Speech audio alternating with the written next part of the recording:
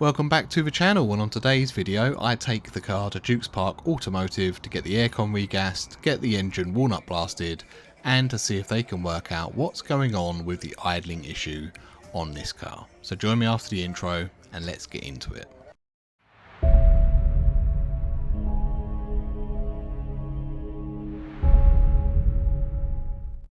Dukes Park Automotive are an independent BMW Mini specialist based in Chelmsford, and today I'm there to get an initial diagnosis using the official BMW software into my idling issues, get the intake valves walnut blasted, and finally get my aircon regassed after replacing the condenser. They very kindly allowed me to film the process, and I thought I'd bring you guys along to see how we get on. So everything that you see in today's video I've paid for out of my own pocket. I'm not sponsored by Dukes Park Automotive, but they very kindly allowed me to film, and the technician that you can see on the screen now, Alex, was really friendly. Had a great conversation with him, and I asked him many questions which he answered to the best of his ability. So on arrival, each vehicle that goes into Dukes Park Automotive has a visual health check, and they will check for things such as fluid leaks, brake disc, brake pad wear, check the tyres over, suspension steering gets a check, the battery state of charge, and many other things, and this health check gets emailed over to you once it's been completed. Now the reason why Alex is setting up a smoke machine, which you can see in the video at the moment, is because I decided to pay for an hour's diagnosis to see if the guys could find anything that I had missed. They smoke tested the car, which you can see being set up now, ran diagnostics via ISTA to check for any codes that I might have missed on my Autel. They've checked the turbo for play, checked the sensors on the engine, and although this cost me an hour's diagnosis, it was good for me because it confirmed all of the readings and all of my findings so far. So let's get on to the smoke test, and then you guys can see the results of that on screen. So how long do you need to leave that connected for it to start producing results? BMW state 7 minutes. Right. With then monitoring your map sensor to see how much pressure the smoke has built up. Okay. So that you have adequate pressure if there was a leak to find it, you know? Yeah. But on the front there's a pressure gauge as well anyway. And yes. So at least you know how much pressure you are inputting. Yeah. With this machine you've only got a flow control, so you can't adjust pressure, but you can just adjust your quantity of smoke, if you like. Yeah. So the ones on Amazon are quite similar. Yeah. But obviously not snap-on. Yeah. They just have milliliters, so you can see how much you're putting in compared to what's coming out. Yes. They do have pressure on them. Yeah, okay. But the pressure gauge sort of on this type of setup, it wouldn't really move. Yeah, right, okay. Because I'm guessing... it's so minimal, isn't it? Yeah. Yeah, yeah. So for this type of test, I guess you need something a bit bulkier to... Yeah, just having a bit more push, yeah. And then obviously, as you know, you just carry out a visual inspection, wouldn't you? Around everywhere possible. The amount of smoke that this machine produces is quite great. So if you took that off now, like you'd know if you had a smoke leak because of the quantity that it creates. But yeah, it's a handy bit of kit. And when it comes to like smaller leaks on like the vacuum hoses and stuff, it's quite easy to see them. Yeah, again, it's a great telltale, isn't it? Or with vacuumy stuff, we would use a MITI vac. Right. So you can create vacuum or pressure to either check that solenoids are working and doing things, or to make sure you haven't got a leak or a blockage or Yeah. But do you need to have like fairly, because it's not super light in here. Yeah, true. So it's got to be reasonably dark to be able to see the leaks, because if I'm, like for example, if I'm doing mine on a driveway and it's a sunny day, I'm struggling to see. It'd be difficult to try and find it. So you need to have the right sort of environment to... Yeah, I guess so. A nice, clean, tidy environment where no one's around. Like you haven't got people in and out chasing behind you and moving you around. And if you can just leave it be, and then do your inspection and you can't find anything, then... So how long would you normally leave that on for? Yeah, I'd leave it for 5 minutes. Okay. So what we're like 2-3 minutes in. I mean, with intake leaks and stuff, if it's a significant leak, it will show up quickly, right? But then if it's a minor leak, it could take up to 5 minutes to show. Okay. You're just gonna have to be patient. Yeah, I think those cheaper ones from Amazon, they only like say 2 minutes. So within 2 minutes, you're probably not going to find a huge amount. Maybe not. Yeah, maybe not. Totally. Is there any risk of damaging anything by leaving it on too long? Would the pressure generate too much and then potentially start blowing hoses off? I would say, yeah, the only thing to watch is pressure, but it's so minimal.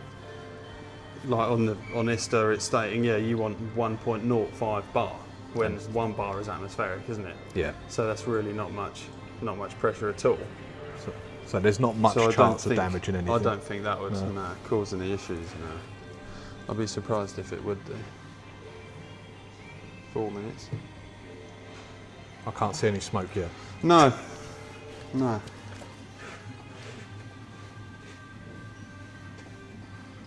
What are the most common splits on these pipes? Are they just sort of the old pipes where they're aging a bit, or? It would be this, if you were to pick one, it would be that intake pipe from your airbox.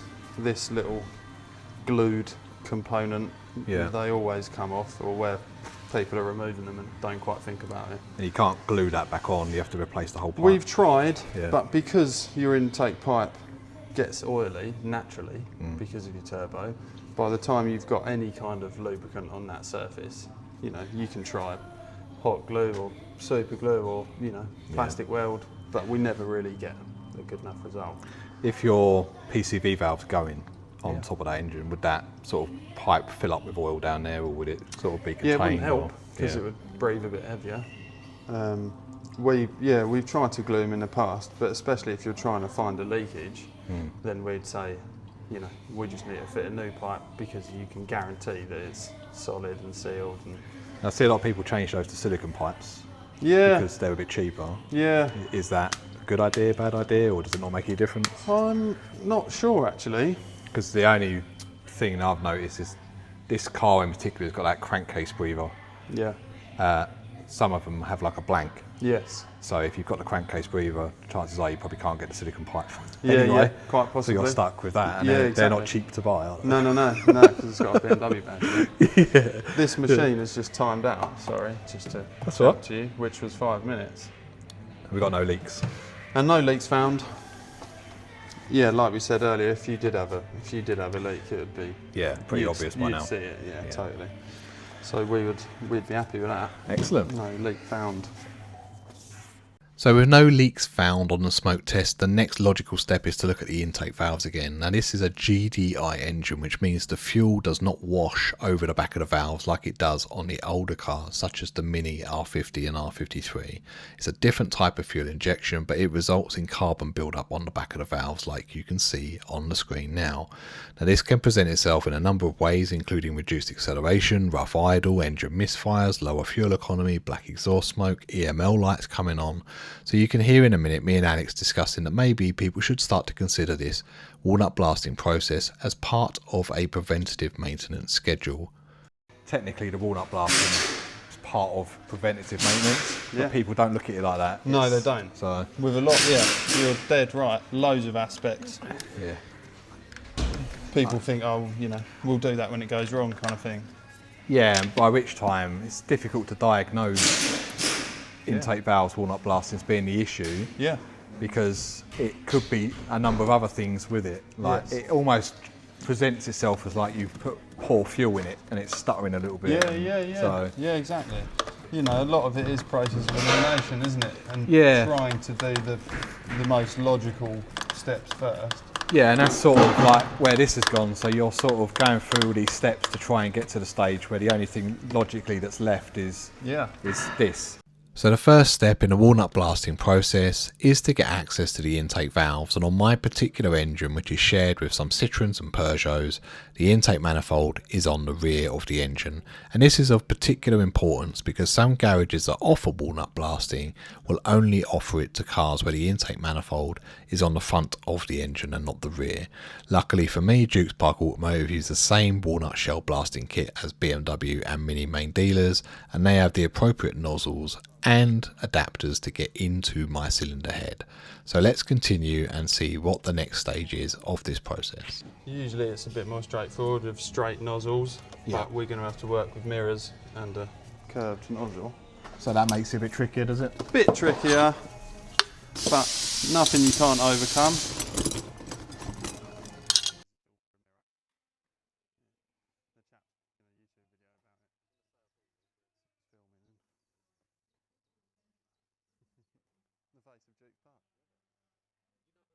So which is which then? this is your media, which is crushed walnut shells, which we order in from BMW directly. This is your machine, so you'll fill this cylinder up with media. It will then insert compressed air in order for it to be fired in towards your inlet valve. You then link a hoover up, because obviously you're filling these bores up with media. You don't just want to walnut blast walnut, so little and often, and as it vacs it out, you can then punch more in, vacs it out. You'll see these attachments that go onto the hoover.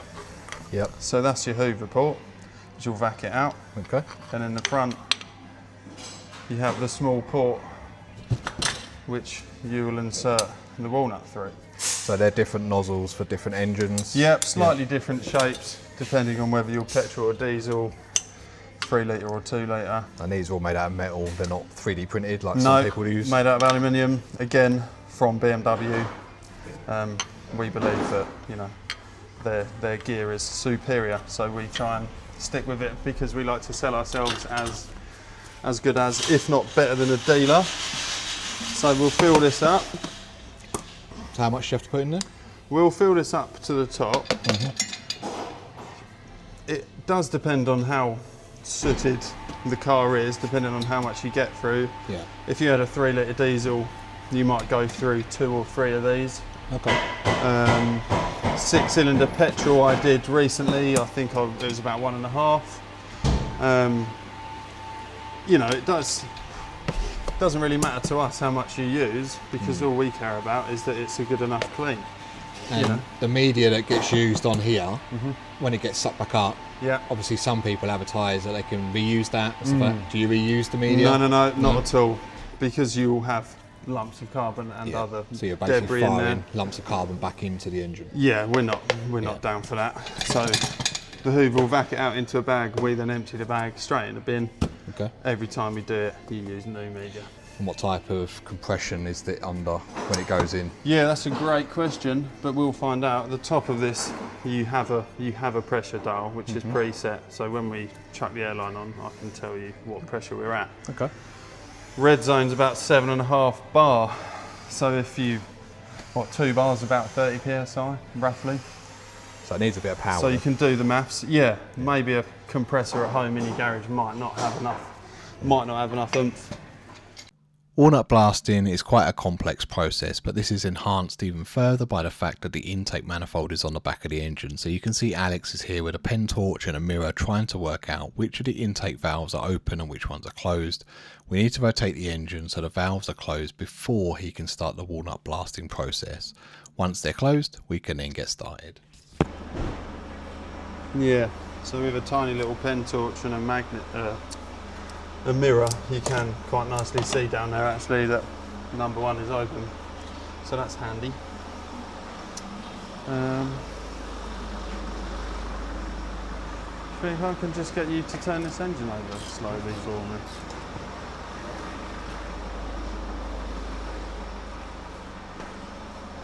Right, down there you've got a ratchet on your crank pulley, just slowly goes. Right, I've got Mike here. Yeah, hang on a sec. It's my little helper. So even though we can see number 1 is open, we spin it over anyway and double check that the others are still shut. Right, do you want to slowly turn over, Mike? Well, that'll do. Oh, actually, keep going round. Hold it there. So we've gone past number 1. Number 1's closed up, and now we're cylinder 3 open. Lovely, that'll do, Mike. Thank you. Take it off if you can. Thank you. Right, cylinder 3's open. I'm sure you could get, you know, there might be some proper blanking kits you can get to block up these kinds of holes, but if you're careful enough, a rag stuffed in there will be sufficient. I'm sure BMW sells something. I'm sure they do for an extortion £1,000. Oh yes. there'll be a lot of people at home that probably have their own methods of doing Yeah. things. So, Yeah. example is like the clutch slave cylinder on the R53 is notoriously difficult to bleed. Right. I've got the BMW tool for it, makes it an absolute doddle. Yes. So you've got other people using metal plates and bolts and cable ties and stuff like that, Yeah. and they're still having issues. So Yeah. I mean, they might be able to get there, mightn't they? Eventually, they might get the same outcome.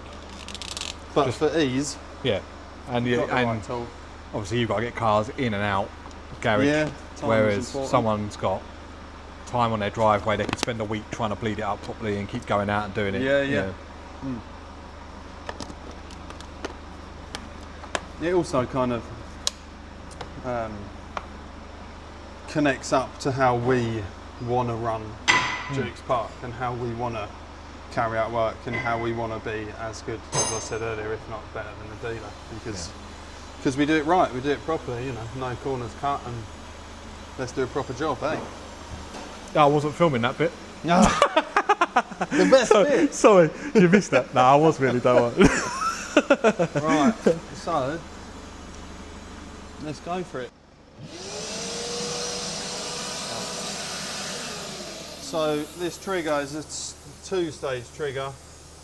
Your first is purely compressed air. When you then push down past that, that's then when the media will come through.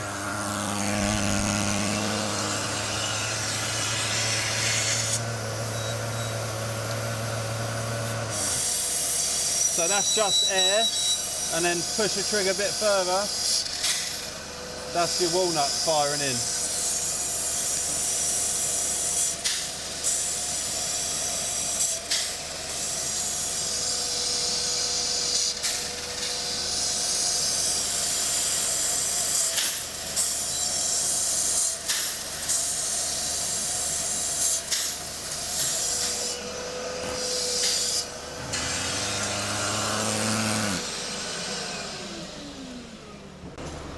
And as I said earlier, we tend to do little and often so that you're guaranteeing you're, you know, A, hitting the right area, Yeah. getting a most efficient clean as you can. So it's sort of like 30, 40 seconds and then check. Yeah, it's definitely not a job to be rushed. You know, you want to take your time. So average time probably per cylinder, depending on. Depends on its state of coking, yeah. Yeah. If you're doing a 6-cylinder diesel, it might take you a couple of hours to get through the whole lot. Okay. This one is not as bad as something like a diesel, so you'd like to think it would take us a little bit less time.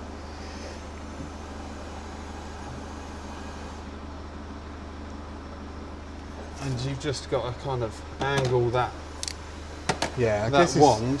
You've got two intake valves, obviously, so you need to get your left and your right bank. and it's difficult because you're sort of doing it blind. Yes, really, aren't that's you? the downside of it being in this setup. Yeah.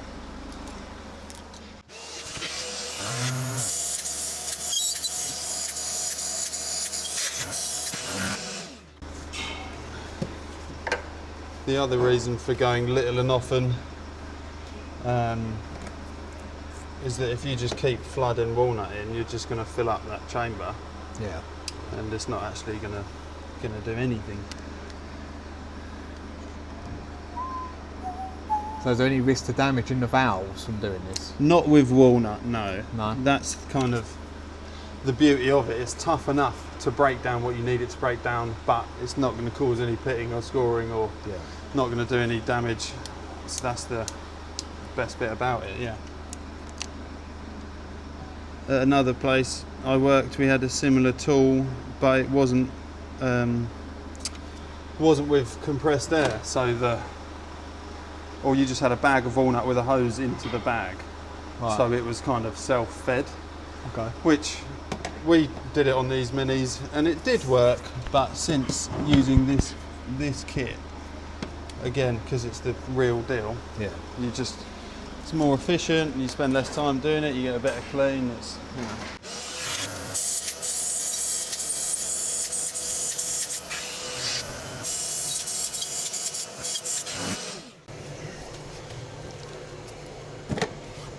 We may have to get a pick in there and start You've got some stuck on over. Yeah, sometimes it's, you know, it can be difficult to get around the back of the valve because you can only fire it in from the front. So do you think this has been done before? Or? I wouldn't have said so. No, I don't think this has been carried out before. No. No. I think usually, well, I mean, from manufacturer, I'm sure it will change on their recommendation. But I think they would usually say about 50k, 50,000 miles for preventative. As like we're saying, like you could do it as serviceable maintenance.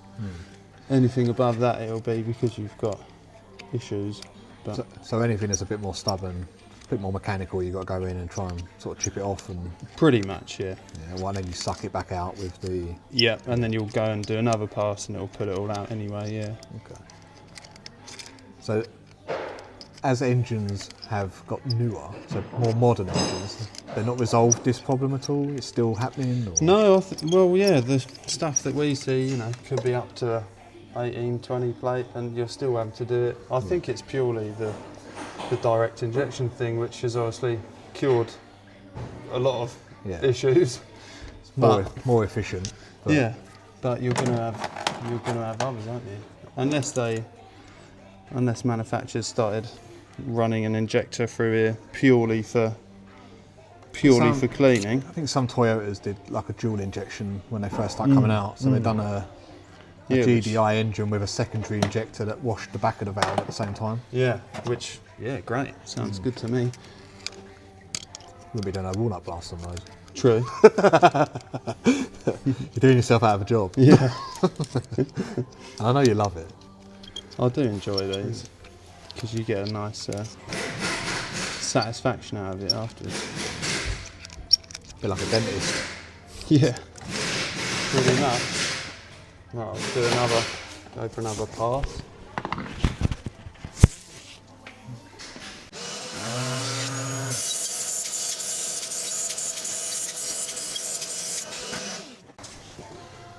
Just little and often and take your time with it.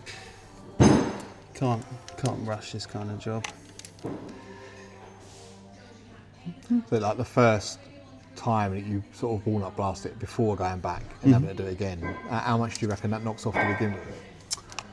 I would say that the first or second pass with this engine anyway, the cylinder was nice and clean, your valve stem was clean, but just your valve head, if you like, that's where you've got the proper coked on stuff. So, been in there with a pick just to try and loosen up anything that you can. And then it's just a bit of persistence and taking your time. You've just got one more spot on the left valve, which we'll try and get. That'd be good. This is only going to benefit your engine in a multitude of ways for being as happy as possible and efficient as possible. You'll probably notice a power gain, smoother power delivery, better MPG. Yeah, we would say it's only good. No downside. So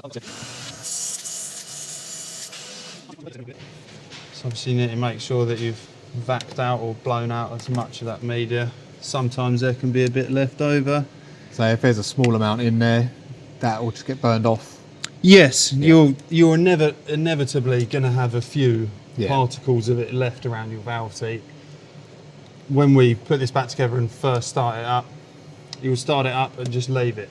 Okay. 10 minutes, just let it idle, let it relax, and kind of get used to its nice new clean airways, and just let it burn that walnut off rather than give it loads of welling.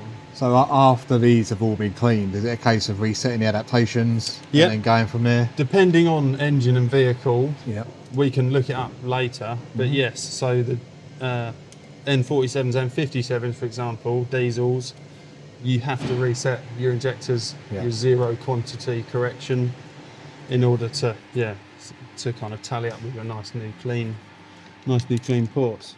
That's much better, isn't it? Shall I try with this? Wow. Yeah, that's amazing, really, isn't it? So that's, That's back to as good as new. Yeah, considering what that looked like originally, obviously when I put the camera down there. If you maybe move across the cylinder, you can see your before. Yeah. You see the build up on the stem. Oh wow. Ooh. It's surprising how much difference that's made, isn't it? Because what's that been? Probably, what, 15, 20 minutes? You've just taken your time with it, yeah. Yeah, so that one's obviously a little bit worse. Yeah, That one is definitely, isn't compared, yeah. Yeah. So why is that then? Is there a reason why some are worse than others? On this kind of engine, all the inlet valves are the same size, aren't they? Yeah. You've only got one port. On a diesel, you'd have a smaller and a larger port. So I'm not sure an explanation for that one. It's amazing how much difference that's made though, isn't it? Yeah, and it's, you know, as good as. And it obviously cleans your seat, your stem, and the chamber. That's why you find it so satisfying. Oh yeah. Yeah. And when you've done them all, you're like, yeah, what a great, Yeah. what a great, That's great amazing. job done. Oh, nice one. Dukes Park Automotive were really generous with their time and especially letting me talk to Alex throughout this process, and as you can see, the results on the Walnut blasting are night and day compared to the boroscope camera that I showed you earlier prior to taking it in to get this work carried out. Hopefully you can all see for yourself how much difference it's actually made, and if you're considering getting this carried out, I'm going to highly recommend that you use Dukes Park Automotive. They've done an absolutely amazing job and they were really, really thorough in the process. So you can see like little bits of carbon and that in it, can't you? Yeah, you've got to look for them. No, you can see Like it sort of that. like there. Look. That's a big old chunk, isn't it? Chunky bit. But even, you know, like that tiny little particle. Yeah. And you don't want to be firing that back in. No, that's why we, you know, just straight refuse. It's time for new granules. You can see a few chunks there. Yeah, there's a big bit there as well. Yeah. Yeah. Because it's almost like sand, isn't it? Yeah, it's very fine. Well, saying that, I suppose it would be very coarse sand. I'm sure someone out there's tried sandblasting it. Yeah, but then I guess they'd use walnut because the sand may not be coarse enough or abrasive enough. It's like a fine, It's like a bit fine there as line. well, look. Yeah. You can see them like. Try and get it. Yeah. Yeah, so that ain't going to help your engine run well, is it? No. So this is Alex from Dukes Park Automotive. We've got a couple of common questions that have come up, so Alex is going to do his best to answer them. So we'll go through them, I've written them down. The GDI engine's coking up over the older generation engines. Yeah. For example, I've got an older Mini and that doesn't suffer from this problem. So why does that happen on more modern engines compared to that? I think it's purely emissions control related. GDI stands for gasoline direct injection, right? So on inlet manifolds where you would have fuel passing through, the fuel would naturally clean the back of your valve and valve seat with detergents in your fuel. This being direct injection, all you have running past those valves is your clean air and your spent air through your EGR valve. So using newer fuels like super unleaded, V-Power, Momentum, on older engines there's a benefit to that, but on these engines possibly not. No. No. Just because you haven't got any fuel passing past those valves. Okay. And all modern engines will suffer from All direct this issue? injection, yeah. Yeah. Absolutely, yeah. And that's petrol and diesel. And diesel, yeah. Yeah. Diesels, you could argue, are even worse because of the nature of diesel fuel and the amount of carbon that it produces. So this is a 2012 car, so even as time's progressed, the engines haven't got any better with dealing with that coking issue. It's still building up on the back of valves. I would assume it's still building up. I mean, emissions control would have come, you know, advanced tenfold from day one of EGRs to now with DPFs and AdBlue and other systems. But I think predominantly it is because, you haven't got any fuel passing past that valve. So a lot of the N14 engines, which are a slightly older one to these, people recommend fitting oil catch cans to those, and some people have multiple oil catch cans throughout the system. Is there a benefit to having those in place? Is that going to slow down the coking? Yes, you may see a benefit because, like on this engine, you have a breather from your rocker cover straight into your intake pipe. So you may then get some oil residue coming past your inlet valves. Okay. I would still put your money on EGR valves as being the main culprit, because all that dirty spent sooty gas which is coming back in. But I mean, yeah, they may improve things, but we haven't tried one to monitor it. So if I go onto Amazon, there's plenty of chemicals that say that they solve this coking problem. Yeah. I've seen CRC cans, which apparently you can squirt into the intake, and that helps clean the valve, stuff like that. Is that actually true? Does that stuff sort of help, or is it because it's going below the valve when it's coming in, it's probably not going to make any difference at all if it's going into the petrol? No, that's it. And with anything that you're inputting in your air intake, it has to pass through your turbocharger, your intercooler, before it gets to where you need to be, right? So if you are putting additives in or cleaning solutions, chances are that could all have expleted by the time it gets to you in that valve. So those people out there that are saying squirt water mist in because you've seen things like when head gaskets go, everything's really clean inside the engine. By the time it's getting through the turbo, through the intercooler, back up again, it's probably gone. It may have all gone, yeah. As well as that, you have no visual proof, do you? Or visual evidence of how it's actually cleaned it, what it was like to start with, what it's like afterwards. Whereas at least with this walnut blasting you've seen today, your pre and post condition, and it's night and day, isn't it? It's definitely, it's obvious, yeah. So obviously we've gone through the walnut blasting today. We've videoed that, we see how that process works. I mean, there are lots of claims out there about hydrogen cleaning, other types, water mists. I think I said to you as well, I watched a guy try and do it with cable ties on the end of a power drill. I mean, in your experience, any of those sort of systems actually work? Is it just better to bite the bullet, go for the walnut blasting, because that's probably the best one out of all of them, and it's only a temporary fix if it's doing anything with those others? Or? Yeah, the hydrogen and the water, we haven't experienced, and we don't have that technology here, so I couldn't really comment. It could be as good as walnut blasting. I think we stick with walnut because we know it works, right? We order our media from dealership. They think that's a sufficient clean. We know it is because you can see it. The cable ties thing, maybe it would take some chunks out. You're not going to give that a go yourself though? I wouldn't recommend it. Again, if you're going to do this kind of job, so it can be labour intensive depending on your engine layout and what car it is. You could just argue if you do it right first time, and then it doesn't need to be done again, or not for another 50k or so. So that's the recommended interval, 40, 50,000 miles? I'd say so, yeah, for preventative maintenance. Excellent. So obviously the car that I bought in today, I'll reveal the prices what I paid at the end, but obviously just for the walnut blasting, because we've had to do a couple of extra bits as well. But from company perspective as Dukes Park Automotive, you guys don't just do BMWs and Minis, you'll look at other brands for walnut blasting as well? Absolutely, yeah. We've got a few customers with Volkswagens or Seats, even Mercedes, we end up doing it. We kind of stick to the German brands, but the walnut blasting procedure can be carried out on any direct injection, even non-direct injection engine. Okay.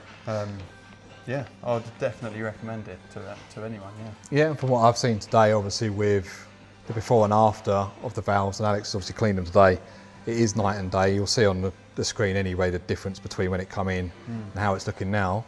But all I can do, mate, is say thank you. No, thank you. It's been a pleasure. Good to meet Cheers, you. Man. Yeah, and you.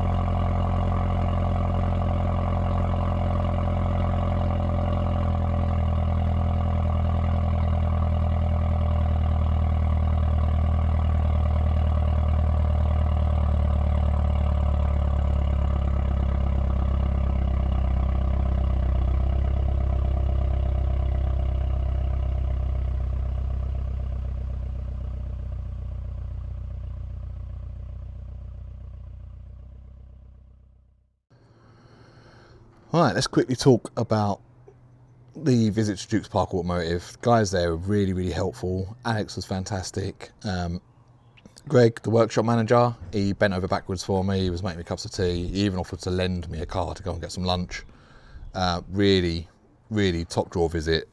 Can't fault them. If you're in the Essex area and you do need walnut blasting carried out, especially if you've got a BMW or a Mini, definitely give them a shout, have a look. There are other companies around that do it, but I did phone up quite a few, and many of them will not work on the Mini specifically because the inlet ports are on the back of the engine. So if you need it carried out, definitely give them a look. You've seen the before and after, so you can see what a good job it does do. Secondly, the car wasn't running great afterwards still, not down to them. It's down to what I'm going to show you in a minute. But they ordered that part for me from BMW. We tried it. It's done the job. My miles per gallon has doubled since we've sorted everything out. So yeah, definitely give them a look. And I'll pop up on the screen now, but the girl that works on reception there, I think her name was India, she has a very unusual F56. So I'll pop that up on the screen. I'll give you a quick voiceover on that, and then I'll show you what's going on with the car, the actual problem with the car, which we'll see if anyone's put that in the comments before. Don't think they have. I can't remember reading it, but it's definitely a little bit intriguing, and it probably it's an oversight by me, I think.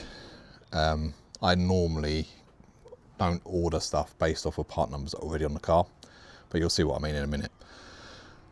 Apart from that, obviously, if you enjoyed this video up to this point, especially with the bit of workshop stuff, going to professionals, letting them do some of the work and videoing it and asking some questions, don't forget to hit the subscribe button, leave your comments down below.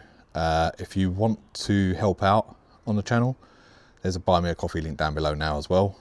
You'll see in a minute the actual part I needed to buy to solve this was a lot of money for what it is, but it has solved the problem, so I'm glad it's done. I'm glad it's sorted. Let me show you what the problem is. Well, first of all, let me show you India's car, then I'll show you what the problem is. So stay tuned for one sec.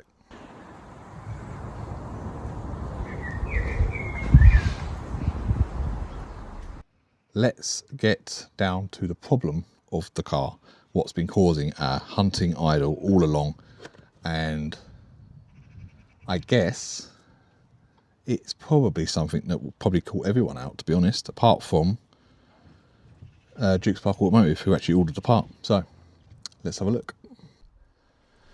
Okay, we're on top of the work bins, but let me just quickly caveat this. So first of all, I did speak to the previous owner. I think she said she's always had a bit of a hunting idle problem since she's had the car, and the EML light's been coming on and off since she's had the car. She has taken it to a few garages, they fitted a few parts, hasn't solved the problem. Now, in the last video, towards the end, I showed you some parts that we had fitted. Airflow sensors were two of the parts, and they both shared this part number down here, which was the 7597085. Now, there was a reason why I mentioned this in the last video, because there was a brand new one on the car, and this one I think I ordered using that part number just in case, because obviously air mass plausibility, the first thing you look at is airflow sensor. Now, the one that was on the car has the same part number. It was built in 2024. This one was a 2013 one, second hand from LA Mini, I'm guessing by that. So we fitted both were showing airflow, both were giving readings, both were on the Autel showing that there was airflow there. In fact, even when they smoke tested it at Dukes Park Automotive, it showed pressure and airflow, everything was okay. So the assumption was made this was the right part. Turns out when we done the walnut blasting, the car still wasn't running great afterwards, still a little bit hesitant. So they ordered another airflow sensor using the VIN number. That turned up, and then I went back a week or two later, saw Anthony, who's the guy that owns Dukes Park Automotive, and he fitted this one. And this one 7622958 is a different part number to this one, but it hasn't been superseded. Basically, the one that was put on the car by the garages that she used previously is for an N18 Cooper S LCI. That is for an N18 car. Definitely for an N18, but not a John Cooper Works, whereas this one is. I'll put up on screen now on Real OEM, and you will see that it is listed for John Cooper Works, and this one is listed for a Cooper S. And that is basically all that has been causing the problem. So let me go back and talk you through this and tell you how much this cost, where I'll probably need to sit down again because of the shock. Right, so believe it or not, this second-hand one here, the wrong one by the way, the 7597085, that was £20 off eBay. Okay, the one that was ordered by Dukes Park Automotive, because they will only fit new genuine BMW parts, was on back order. That's why it's purple label, means it's come from Germany, and it was originally supposed to be coming in at the end of July, which is why there's not been regular videos for probably the last couple of weeks, because we've been holding back, waiting for this to come in. Now, basically, that came in quite early, a couple of weeks later. Went back down and they fitted it. First of all, Andy took it for a drive. I said to him it was quite hesitant, so he took the car out, noticed it straight away himself. When we got back, the first thing we done is fitted the new airflow sensor from BMW. Now, it was night and day different straight away. Basically, as soon as that was fitted, the car ran really smooth, drove really, really well, never had an issue. To the extent that on the way up to the garage, my miles per gallon was 18 miles to the gallon. On the way back, after fitting the new airflow sensor, it was 31.5. So it just shows you how much difference that's made. Now, obviously, I appreciate that you guys probably sitting there like me going, what the hell is going on there? Because you'd like to think that if another garage had fitted the part, they would have done exactly the same thing, ordered it off the VIN number, and it would have been fine. However, if they're not a BMW Mini specialist, which they might not be, they may,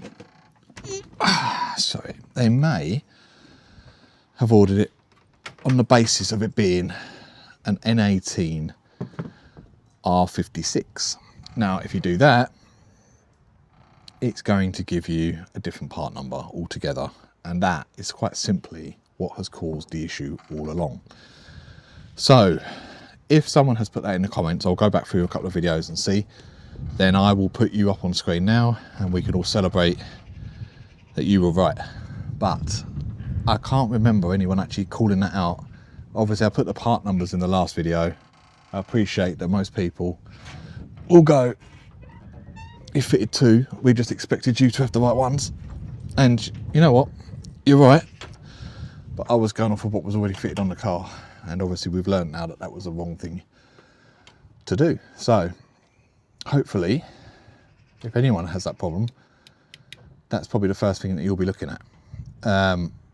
The other bits, so valve stem seals, blah blah blah, they all appear to be absolutely fine. Obviously when we done the inlet valves, there was no oil build up on the back of the piston, on the back of the valves. Sorry, it was just coke that built up there. They weren't particularly sticky as such, they were just coke and carbon build up. So where does that leave the car now? So I was going to keep the car originally. I'm not decided on what to do with it yet. There will be one more video, which will be us taking a trip down to get the paperwork for the car. So we're obviously going to film that. There'll be a few end point videos. So basically, we'll take the car for a drive. You can hear the noise of the car. We'll take it on a test drive, go through some country lanes, go down and see the guys at PMB, hopefully to pick up the paperwork. And then we'll make a decision on what to do with the car. So yeah, hopefully you've all enjoyed that video. The part, by the way, just to let you know, break down a couple of prices. The Walnut blasting from Dukes Park Automotive is based on the number of cylinders that you've got. But basically for me, I didn't ask for any discounts or anything like that. I just wanted to pay for the walnut blasting to be done, and hopefully they would allow me to film, which they did. And again, a massive thank you to them, especially to Greg, India and Alex, and obviously to Anthony for finding the problem. So the price for the walnut blasting for me on the Mini was £450, which some of you in the comments will probably say is expensive, but you've seen the difference is night and day. It runs so much better. It's a really, really nice car to drive now that everything's been sorted out on it. The MAF sensor, now that's a bit eye-watering. Like I said, second-hand MAF sensors are £30, but there is no way that a independent garage Mini specialist, BMW specialist, is going to fit a second-hand part. Now, I've always said from the beginning, once we know what the part is that's causing the problem, I am quite happy to buy a new part. Can't say that I am can't say I'm happy to buy a mass airflow sensor, but that cost £469 from BMW. That's been confirmed actually by the Group 1 parts guy that I normally speak to. He's just said exactly the same thing. They're on back order till July. It's £459. So is what it is, but it is sorted. That's the main thing. Again, if you've enjoyed the video, you've sort of enjoyed the whole process, the series, got to the end of it and thought, you know, that was actually a little bit tricky or it was a bit silly or whatever, leave it all down below. Like I said, I should have checked the part numbers against real OEM, which is what I normally do. But when there's already a mass airflow sensor on there, I think many of us will probably just take the part number off of it and reorder the same part number. So yeah, is what it is. It's done now. That's the main thing. So if you've enjoyed the series and you haven't already, don't forget to hit the subscribe button down below. If you want to donate towards the cost of a mass airflow sensor, because, you know, it's super pricey for what it is, there is a buy me a coffee link down below. I don't expect anyone to use it, but a few people have asked in the past, or they've dropped messages on Instagram saying they want to give donations or pay for time or ask questions, or, you know, I don't expect anyone to pay me for asking questions. I might not have the answers to you, but yeah, if you want to buy me a coffee, there is a link down below. And yeah, leave a like on the video, leave me some comments, let me know what you think. Let me know if any of you thought it might be the mass airflow sensor right from the very beginning. It's difficult. I didn't expect it to be that, but it 100% is, because the car is running so much better now. So hopefully you've all enjoyed it. Next video probably will not be on the Mini. It'll be on a separate car that I've picked up. Well, I say picked up. It'll be a separate video on a car that someone needed some help with. It's probably the best way to word it. So yeah, and then the video after will probably be on the Mini. I'm on holiday for a week or so, so when I'm back, then we'll obviously pick up again. But in the meantime, hopefully you've all enjoyed it, and we will catch up soon. Thanks for your time.